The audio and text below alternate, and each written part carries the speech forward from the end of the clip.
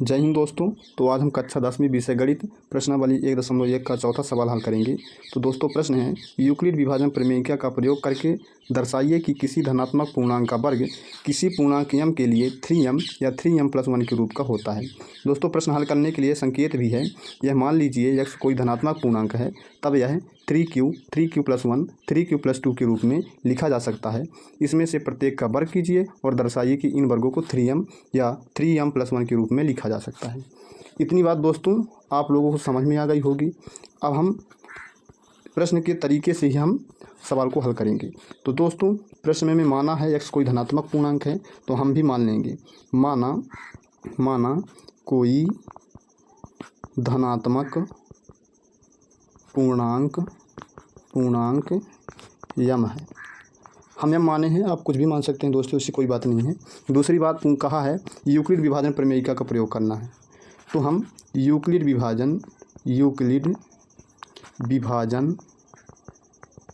प्रमेयिका से, किससे दोस्तों? यूक्लिड विभाजन प्रमेयिका से। तो यूक्लिड विभाजन प्रमेयिका क्या है? a बराबर BQ+R यह है। दोस्तों आप देखिए जो b है, b की जगह यहाँ 3 लिखा हुआ है, यानी हम b की जगह 3 लिख सकते हैं। ठीक है दोस्तों, लेकिन एक बात और बताया है यूक्लिड विभाजन में कि r है, यानी जो हमारा r का मान होना चाहिए वह 0 से बड़ा या कि बराबर होना चाहिए, लेकिन b से छोटा होना चाहिए। ठीक है दोस्तों, मेरा जो r है वह b से छोटा होना चाहिए और 0 से बड़ा या कि बराबर होना चाहिए। ठीक है ना दोस्तों। तब आगे क्या करेंगे, लिखेंगे दोस्तों यहाँ b बराबर क्या है दोस्तों? b बराबर 3 है, तब या अतः, कुछ भी हम कर सकते हैं, अतः या तब r का संभावित मान, तो r का संभावित मान क्या होगा दोस्तों? 0, 1, 2। ठीक है दोस्तों, क्या होगा? 0, 1, 2 हो सकता है, क्योंकि जो हमारा r है दोस्तों वह 0 से बड़ा बराबर होना चाहिए, लेकिन b से छोटा, यानी 3 से छोटा होना चाहिए, 3 से छोटा 2 और 0 से बड़ा 1 ले लिए। ठीक है दोस्तों। अब दोस्तों हम क्या करेंगे, यही हम r का मान रखते जाएंगे। तो दोस्तों यूक्लिड विभाजन देखो जी का जो सूत्र है a बराबर BQ+R, तो यहाँ b बराबर 3 रख देना है दोस्तों। तो लिखा a बराबर 3q+R। इसको हम क्या करेंगे दोस्तों? इसको हम समीकरण 1 दे देंगे। क्या कर देंगे दोस्तों? समीकरण 1 दे देंगे। अब इसी समीकरण में हम r का मान रखते जाएंगे तो मेरा मान आता जाएगा। तो दोस्तों आगे लिखेंगे r बराबर 0 समीकरण 1 में रखने पर तो दोस्तों हम रखेंगे तो हो जाएगा a बराबर 3q+R। अब r की जगह क्या रखना है दोस्तों? r की जगह हमको रखना है 0, तो a बराबर 3q+0। अब 0 को जोड़ेंगे तो क्या होगा दोस्तों? यह हो जाएगा a बराबर 3q हो गया दोस्तों। अब क्या करना है अपने को? तो दोस्तों प्रश्न में दिया है कि जो धनात्मक पूर्णांक है उसको क्या करना है? उसका वर्ग करना है। तो हम लिखेंगे दोनों तरफ वर्ग करने पर, तो मैंने अब वर्ग करेंगे दोस्तों, तो दोनों तरफ वर्ग करेंगे तो a का वर्ग बराबर 3q का वर्ग। ठीक है दोस्तों, 3q का वर्ग, तो a स्क्वायर बराबर 3 त्रिकाई 9q²। अब इसको दोस्तों सरल करेंगे तो दोस्तों 9 में से हम डिवाइड करेंगे 9 को, तो हो जाएगा 3 × 3, यानी कि 9 को हम ऐसे कर लेंगे दोस्तों, तो 3 त्रिकाई 9। ठीक है दोस्तों, 3 त्रिकाई 9, तो a² बराबर 1 3 बाहर 1 3 अंदर q²। अब दोस्तों q² को हम क्या मान लेंगे? q² को हम मान लेंगे m। ठीक है ना दोस्तों। तो हम लिखेंगे यहाँ m बराबर 3q²। ठीक है दोस्तों, जहाँ m एक धनात्मक पूर्णांक है। क्या है दोस्तों, m एक धनात्मक पूर्णांक है, यानी a बराबर 3m। ठीक है दोस्तों, ये हमारा पहला आ चुका है। दोस्तों दूसरा हम क्या करेंगे, r बराबर एक समीकरण एक में रखने पर तो दोस्तों क्या हुआ, a बराबर 3q + 1। ठीक है दोस्तों, r बराबर एक तो मैंने रख दिया, r बराबर एक यहाँ रख दिया। अब दोनों तरफ वर्ग करने पर ठीक है दोस्तों। अब वर्ग करेंगे दोस्तों, तो a का स्क्वायर बराबर 3q + 1 का होल स्क्वायर। दोस्तों आप जानते ही होंगे ये क्या दिख रहा है, a + b का होल स्क्वायर। तो दोस्तों a + b का होल स्क्वायर बराबर क्या होता है, a का स्क्वायर + b का स्क्वायर + 2ab। ठीक है दोस्तों, 2ab। तो दोस्तों 3q को हम क्या मानेंगे दोस्तों, a मानेंगे, और एक को क्या मानेंगे, एक को b मानेंगे, और इसी फार्मूले में दोस्तों हम रख देंगे। ठीक है दोस्तों, तो आगे लिखेंगे a स्क्वायर बराबर a + b का होल स्क्वायर बराबर a स्क्वायर, तो a स्क्वायर यानी 3q का स्क्वायर। ठीक है दोस्तों, प्लस b स्क्वायर यानी 1 का स्क्वायर प्लस 2ab, 2 × 3q + 1। ठीक है दोस्तों, अब इसको हम सरल कर लेंगे। तो सरल करेंगे दोस्तों तो क्या होगा, a स्क्वायर बराबर 3 × 3 = 9 q स्क्वायर प्लस 1 का वर्ग 1 प्लस 2 × 3 = 6, 6 का 9 6, तो 6q।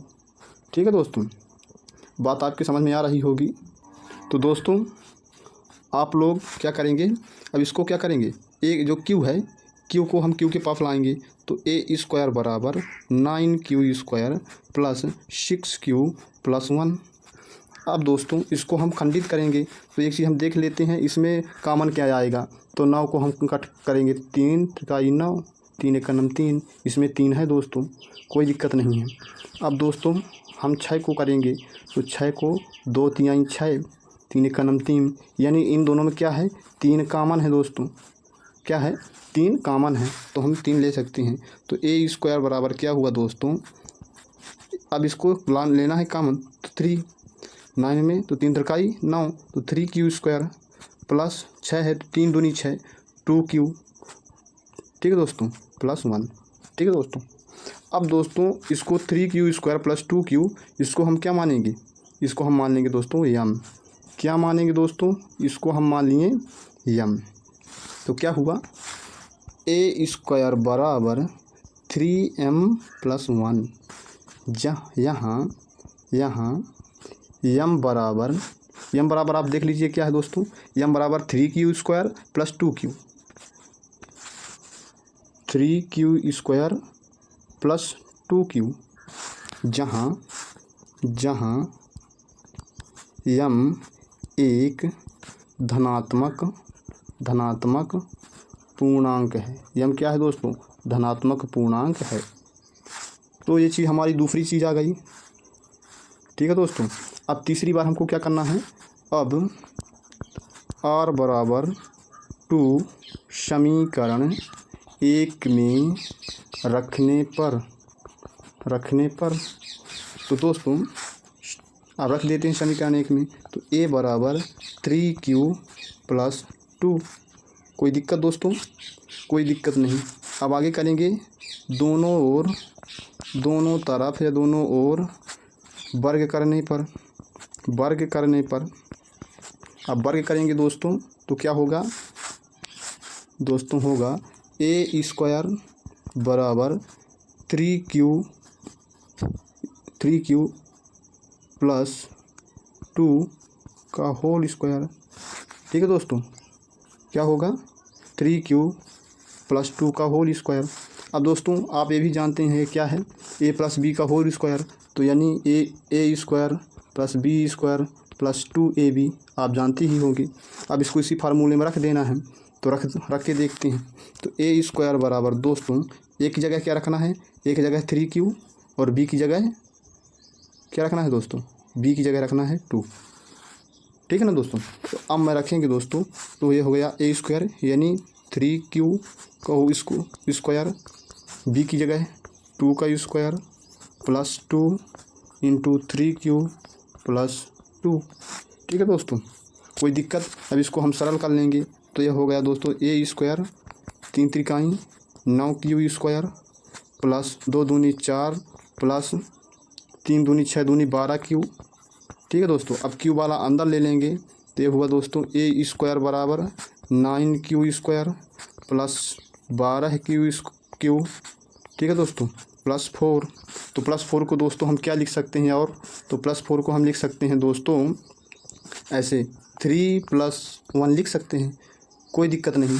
अब क्या करना है दोस्तों, इन चीज़ में कॉमन लेना है। तो क्या चीज़ कॉमन, तो 9 में 3 कॉमन, 12 में 3 कॉमन और 1 खुद कॉमन। तो इनको हम क्या कर लेंगे दोस्तों, इसको हम कॉमन लेके कैसे लिखेंगे आप देखिए, ए स्क्वायर बराबर दोस्तों ए स्क्वायर बराबर, इसको पहले लिख लेते हैं 9q square plus 12q plus 4 क्या हुआ दोस्तों प्लस 3 + 1 ऐसे किया है दोस्तों। अब इसको हम सटीक तरीके से लिख सकते हैं।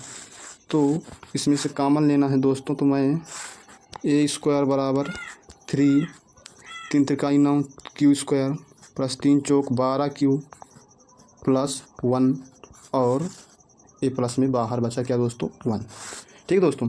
अब 3q square plus 4q plus 1 इसको हम क्या मान लेंगे दोस्तों, इसको हम मान लेंगे दोस्तों m।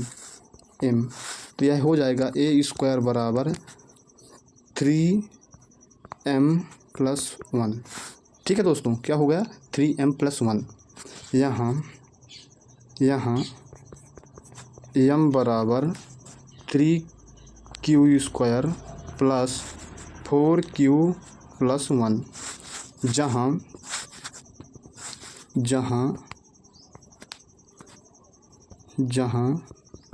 m एक पूर्णांक है, ठीक है दोस्तों। m क्या है, पूर्णांक है। अब यहाँ सिद्ध हो गया दोस्तों, ठीक है ना। तो अब इसको संजो के कैसे लिखना है दोस्तों, तो संजो के ऐसे लिखना है सही तरीके से आंसर में कि अतः उपरोक्त समीकरण से यह ज्ञात होता है कि किसी भी धनात्मक पूर्णांक का वर्ग 3m या 3m + 1 के रूप का होता है, ठीक है दोस्तों। यही हमारा क्या होगा दोस्तों, यही होगा आंसर, ठीक है दोस्तों। तो दोस्तों फिर इसी प्रकार मिलते हैं अगली वीडियो में, तब तक के लिए जय हिंद।